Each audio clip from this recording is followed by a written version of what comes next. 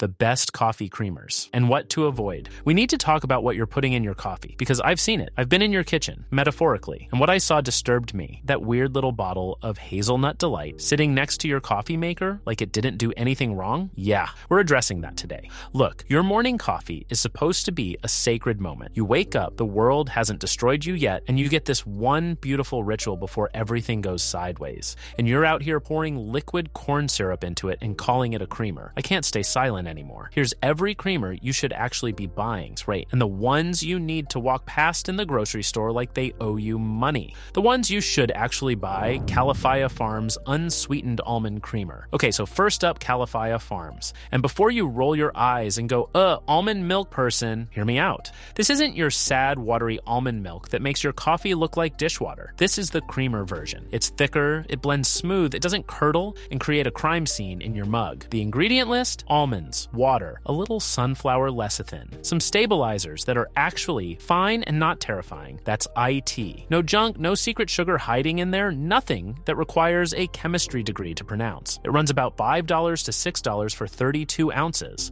which is completely reasonable for something that won't make you feel like garbage at 9 a.m. The unsweetened version specifically is the move, because you control the sweetness, not some factory in New Jersey. Does it taste exactly like heavy cream? No. Let's not lie to each other. But for a dairy-free option, it genuinely slaps. It's the one I'd recommend to literally anyone who's trying to eat a little cleaner without suffering through black coffee like some kind of ascetic monk. Trader Joe's Organic Heavy Cream. All right, I'm going to say something controversial, and I need you to stay with me. The best coffee creamer on the planet is just cream. That's it. That's the tweet. One ingredient, heavy cream. Trader Joe's organic version specifically, because it's affordable, it's widely available, and it tastes like someone figured out how to bottle luxury. Heavy cream has a fat content somewhere between 36 and 40%, which sounds alarming until you realize that fat is what makes things taste good. That's science. That's not me being dramatic. The fat is what gives your coffee that silky coat your mouth. Why does this taste better than anything I've ever ordered at a coffee shop? Quality. You use like a tablespoon, maybe two, and suddenly your drip coffee from a $30 machine tastes like something a barista in Milan handed you while wearing a linen apron.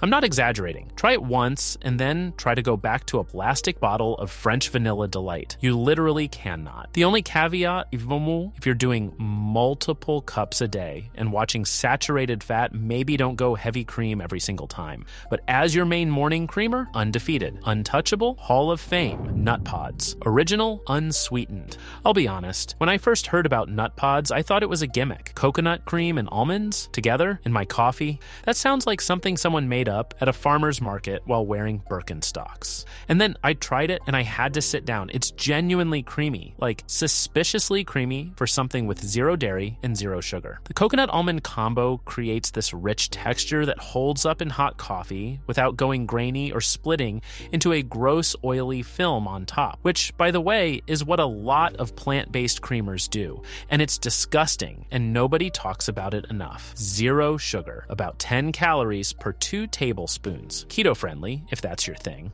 And they come in little individual cartons that don't need refrigeration until you open them, which means you can throw them in your bag, take them to work, take them on a plane, take them to places where the only available creamer is some powdered nightmare from 1987. Nutpods is the creamer that makes you go, wait, why didn't I know about this sooner? It's that one. Silk oat. Yeah, oat milk creamer. Oat milk. People are a whole personality type, and I say that with love because oat milk people are thriving. And if you're one of them, you've probably tried putting regular oat milk in your coffee and noticed it kind of goes flat, loses its energy, like it gave up. That's because regular oat milk isn't designed for hot coffee. It just isn't. But the Silk Oat creamer version, different situation entirely. They made it thicker, richer, specifically formulated to work in a hot beverage without abandoning you. It's got a little added sugar in about 4 grams per serving, so it's not zero sugar, but it's not nuclear either. It has that mild, slightly sweet, earthy oat flavor that oat milk people specifically love.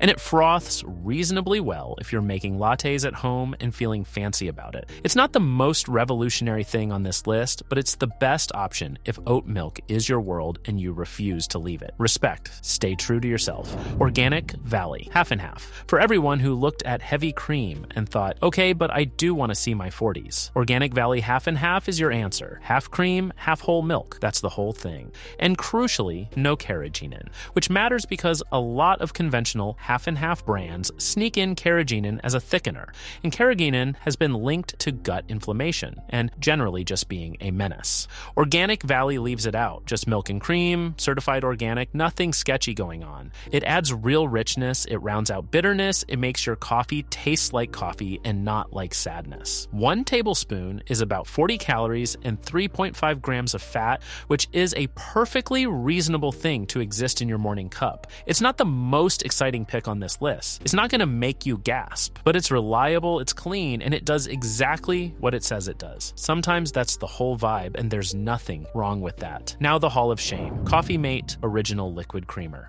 I need everyone to understand something. Coffee Mate has been in American break rooms since before some of you were born. It is everywhere. It is inescapable, and it has been getting away with crimes for decades. The original formula used to contain partially hydrogenated vegetable oil, which is literally just trans fat with a rebrand. The FDA eventually made them reformulate, which, good, thank you. But the new version still contains palm kernel oil, soybean oil, sodium caseinate, which is a milk derivative, but it's still labeled non-dairy somehow. Make it make sense. And a fun parade of stabilizers and emulsifiers. There is zero nutritional value happening here. It's an oil-water emulsion with sugar and the word original on the bottle to make you feel like you're choosing something classic. You are not choosing something classic. You are choosing processed oil in liquid form and calling it coffee. I'm not angry, I'm just disappointed. Deeply, deeply disappointed. Flavored liquid creamers, international delight. Coffee Mate Caramel Macchiato. Whatever your grocery store's vanilla toffee swirl dream generic brand is called. All of them, every single one. Here's what's happening when you buy these. You are adding 35 to 45 calories per tablespoon of mostly sugar, artificial flavor, and oil to your coffee. And listen, nobody uses 1 tablespoon. Nobody. You're using 3, maybe 4, which means you're kicking off your morning with somewhere around 140 calories of pure sweetened oil and artificial hazelnut flavor that doesn't taste like an actual hazelnut has ever been in the same room as it. But it tastes so good. I know.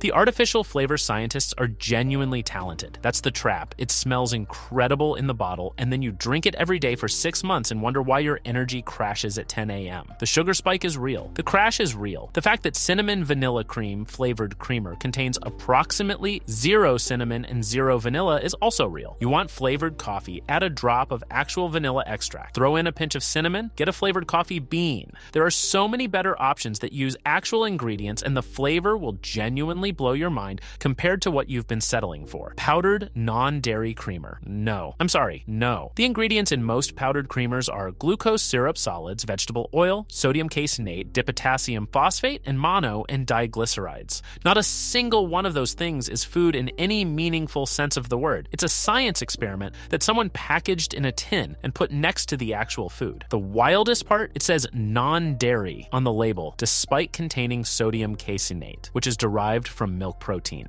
It's non-dairy in the way that a hot dog is non-steak. Technically different, still concerning. If you're at a hotel and this is your only option, fine. I get it. Survival mode. But in your own home, voluntarily, every day, you are so much better than this. You deserve better than this. I believe in you. Short ingredient list equals good. Long ingredient list full of things you cannot picture in nature equals bad. That's the whole guide. That's everything.